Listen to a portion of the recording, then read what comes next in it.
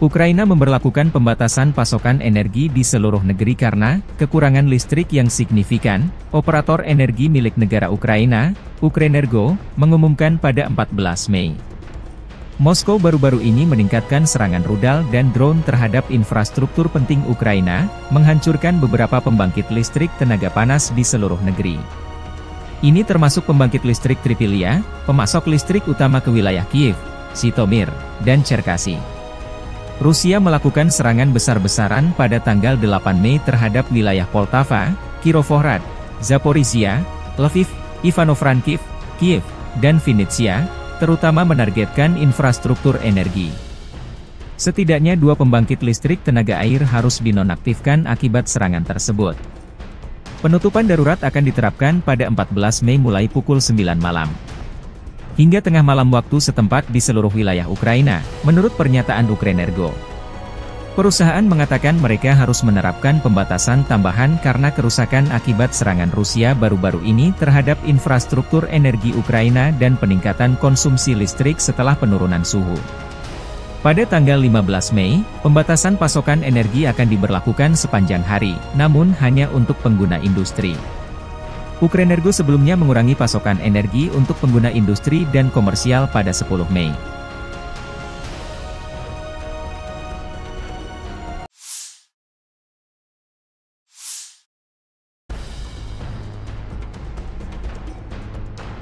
Amerika Serikat berjanji terus mendukung Ukraina sampai kedaulatan keamanannya terjamin. Demikian pernyataan penting Menteri Luar Negeri Antony Blinken dalam kunjungannya ke Kiev Selasa 14 Mei. Kunjungan Blinken bertepatan masifnya Rusia melancarkan serangan baru di bagian timur negara itu. Diplomat tinggi Amerika Serikat ini adalah pejabat senior Amerika Serikat pertama yang melakukan perjalanan ke Ukraina setelah Kongres Amerika bulan lalu meloloskan paket bantuan militer senilai $61 miliar menyusul penundaan selama beberapa bulan di mana Rusia mendapatkan keuntungan di medan perang. Dalam pidato kebijakan di Institut Politeknik Igor Sikorsky Kiev, Blinken mengakui penundaan pengiriman senjata AS membuat Ukraina lebih rentan terhadap serangan Rusia tetapi mengatakan Kiev dapat mengandalkan dukungan teguh Washington karena rakyat Amerika memahami bahwa Rusia tidak akan berhenti di Ukraina. Putin kembali meningkatkan serangan terhadap Ukraina di Kharkiv dan wilayah timur lainnya, mengirimkan gelombang demi gelombang tentara Rusia, drone Iran, artileri Korea Utara, serta tank, rudal, dan jet tempur yang dibangun dengan mesin dan suku cadang yang dipasok oleh Tiongkok, kata Blinken. Rusia sekarang menguasai sekitar 18% wilayah Ukraina dan telah memperoleh kekuatan sejak kegagalan serangan balasan Kiev pada tahun 2023 untuk melakukan serangan serius terhadap pasukan Rusia yang bersembunyi di balik ladang ranjau yang dalam. Zelensky, ketika berbicara kepada Blinken dalam bahasa Inggris, mengatakan pasokan pertahanan udara adalah defisit terbesar bagi kami, karena Rusia melakukan serangan udara jarak jauh sejak Maret yang menghantam fasilitas listrik dan menyebabkan pemadaman listrik. Saat ini kita benar-benar membutuhkan 2 Patriot untuk Kharkiv, untuk wilayah Kharkiv karena di sana masyarakat sedang diserang. Warga sipil, pejuang, semua orang berada di bawah serangan rudal Rusia.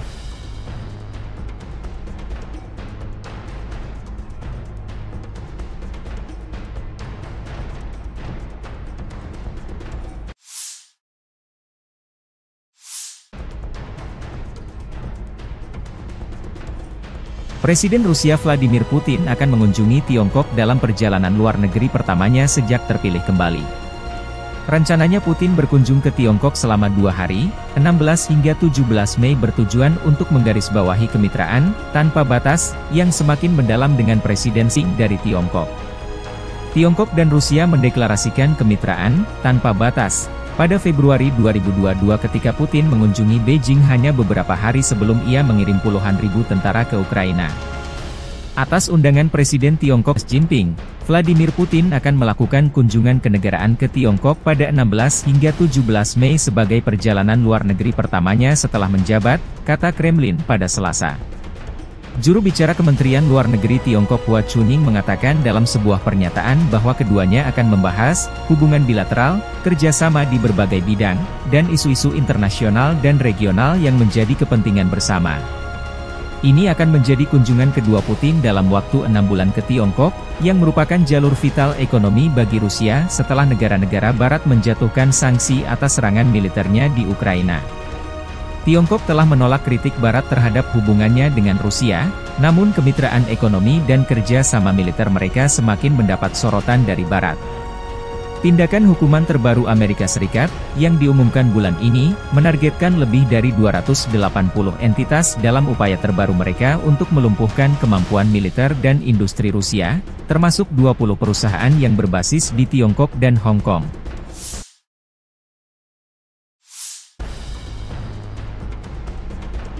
Robot tempur kamikaze, Scorpion M, membuktikan keefektifannya dalam pertempuran.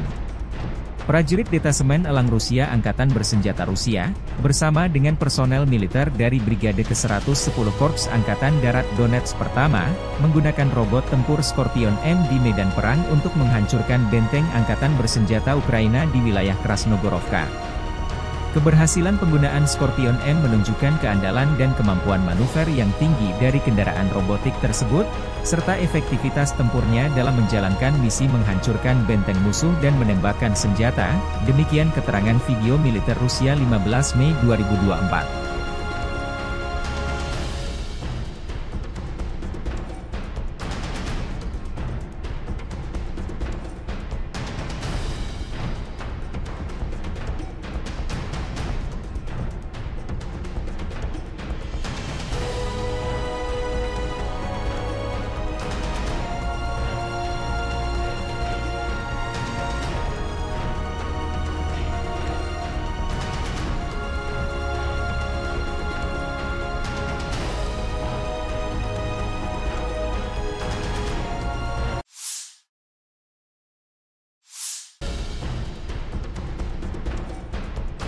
Angkatan Bersenjata Rusia merilis kompilasi video penghancuran Bradley 2 kiriman Amerika Serikat di garis depan.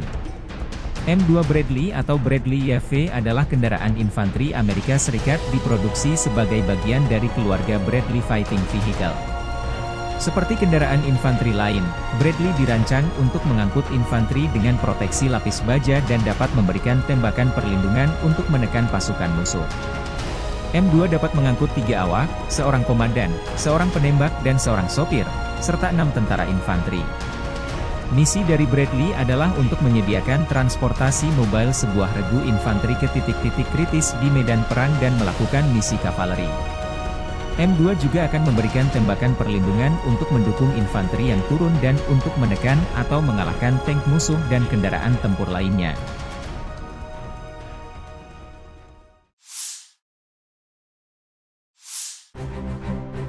Kru BMPT, Terminator, sedang mempersiapkan kendaraan untuk penempatan tempur, dan menuangkan peluru fragmentasi berdaya ledak tinggi ke posisi musuh.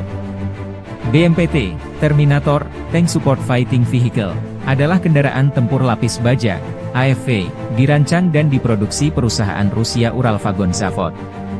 Kendaraan ini dirancang untuk mendukung tank dan AFV lainnya di daerah perkotaan. BMPT secara tidak resmi dinamai Terminator oleh pabrikan. Senjata berat dan lapis baja untuk bertahan hidup dalam pertempuran perkotaan. AFV ini dipersenjatai dengan ATAK Guided Weapon System yang dipersenjatai dengan 4 peluncur rudal ATAK 9M120, 2 autocannons 30 mm 2A42, 2 peluncur granat AG-17D, dan 1 senapan mesin PKTM koaksial 7,62 mm.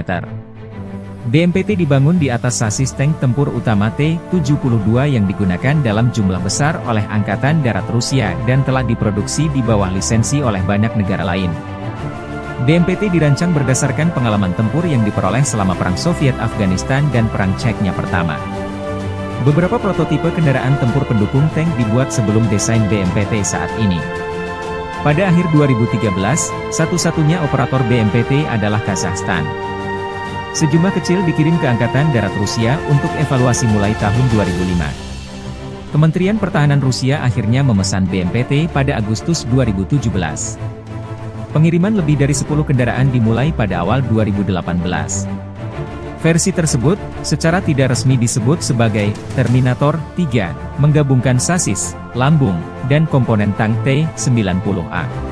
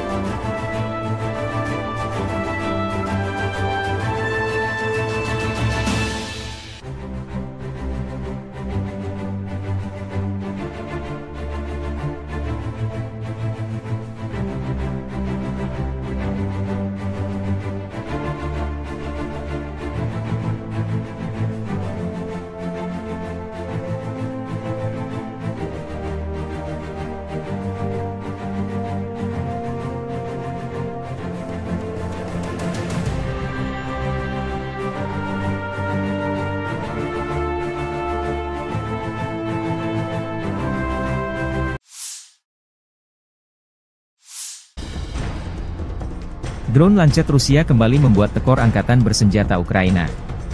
Rekaman, Lancet, produk 51 menabrak, Gepard, Jerman di dekat desa Vyasionka di wilayah Sumy. Gepard bahkan masih berada di atas truk trailer dan terbungkus kain. Rekamannya beredar 14 Mei 2024. Gepard adalah senjata self-propelled anti-pesawat Jerman, atau tank anti-pesawat. Ini adalah sistem pertahanan udara yang sepenuhnya independen, yang menggabungkan stasiun radar dan senjata untuk menembak jatuh sasaran. Selain itu, ia dapat berpindah dan mengubah lokasinya secara mandiri. Perusahaan pertahanan Jerman Krauss-Maffei memproduksi mesin ini hingga tahun 1980. Sebanyak 570 tank anti-pesawat diproduksi. Puluhan Gepard Jerman dikirim ke Ukraina sejak invasi Rusia 2022 lalu. Yang menarik dari serangan ini, tampaknya Rusia sedang melakukan persiapan akhir untuk membuka front besar lainnya di timur laut Ukraina seperti yang dilakukan unit utara di Kharkiv. Kepala wilayah Sumy di Ukraina Timur Laut telah memerintahkan evakuasi segera ke kota Vorosba dan Bilopilia dekat perbatasan dengan wilayah Kursk Rusia karena peningkatan signifikan selama 24 jam terakhir dalam penembakan lintas batas dan kemungkinan angkatan darat Rusia segera memasuki wilayah tersebut.